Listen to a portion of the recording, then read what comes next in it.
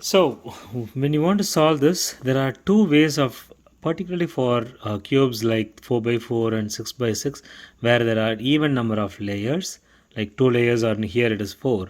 You have a way of solving it differently than a 5 by 5. In 5 by 5, you have to invariably look at flipping this piece using the technique that I have given in the parity at solving. But here you have also have an alternative way of doing it.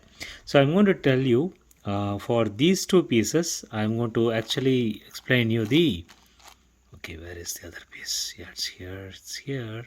So the 3, where is the fourth one? Yeah, it's here. So if you see this, these are the 4 pieces that I want to.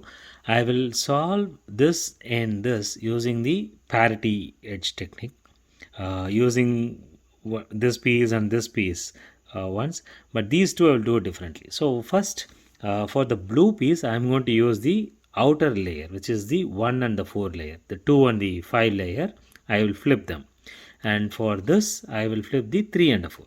Okay, so either way it's the same. The principle is the same.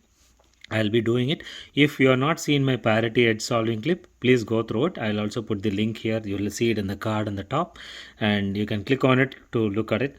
I've explained it in a very slow fashion, clip by clip, in a step by step method. But I'm going to do it fast here. But I will explain you how we do it so that you understand it.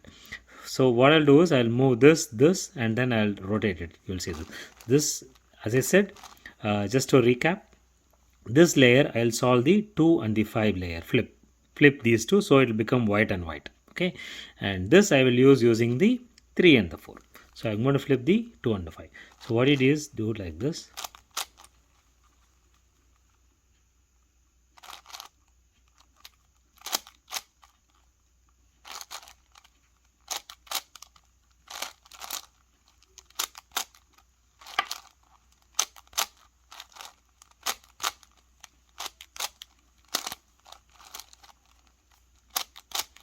So now what you have seen is I flipped the 2 and the 5, 3, 4 being the same. Second layer and the fifth layer is what I have flipped, and by flipping the edge pieces in this, I have made them work this.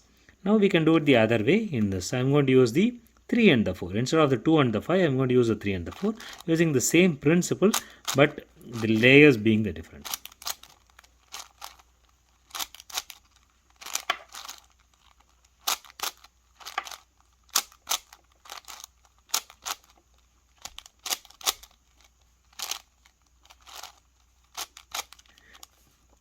So you have seen this.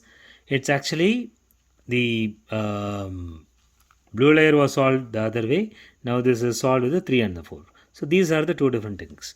Now for even cubes, I'm going to give you a much better way, easier way to solve. If and only if you have a parity like this. For example, here the 3 and the 4, horizontal 3 and the 4, they are swapped, flipped. So in such cases where you have opposite edge like this, you can use this technique. Okay, this is a new technique. It's an advanced technique. If you are not comfortable using this, you can continue with what I have given in the parity edge. But this is easier, and even though it is called as advanced, it's easier for it to solve. You will be using the formula to first flip this edge from here to here, and you will flip these two edges, which means the green will be changed and the 3 layers will be formed, and this will come here. Then you will flip the green from here to here. Okay, you will see this. What you need to do is keep this on the left.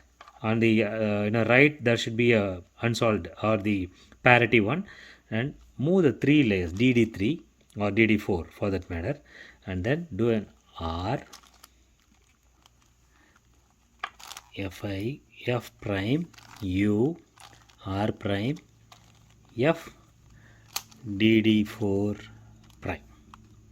So it may look confusing at this point. As I said, all you have done is you have inverted these two, moved this piece from here to here, and this is as it is. Okay, so if you see this, the one that is on the top was there as it is. These two were actually flipped. Now you have flipped them back, and you moved from here to here. Now you have almost solved this If you are able to bring it here, you are done. But the beauty of this is, if you do it with, you did it with a DD3 or 4, right? Now you do it with the DD2, you will flip these two and then move this up and then bring it down. That way you will solve this. So that's what I'm going to show it now. So first you did was, you did a DD4 and then you do an R, F prime, U, and then F, R prime, DD. Now you will do the reverse, but you will do it in a different way. You don't do a DD4, you do a DD2. So here you are going to do DD2, R, F prime, U, R prime, F, and DD2 prime. Hooray! You see that it is solved. So the even cubes gives you two different ways of solving this, like what I did for this and the orange one, the orange yellow, right? So orange white, you can do a individual flips, or you can do, if there are two corresponding edges opposite to each other that is having the same parity flip, like the center is flipped and the edges are different, then you can use this. If you want, I'll show you one more time before I wrap it up, and I'll make this come to the parity and then do it. It's an easy technique, but it is advanced. If you don't do it right, you will distort so many things. So be careful about doing it right. DD4, R, F prime, U, R prime, F, DD4 prime.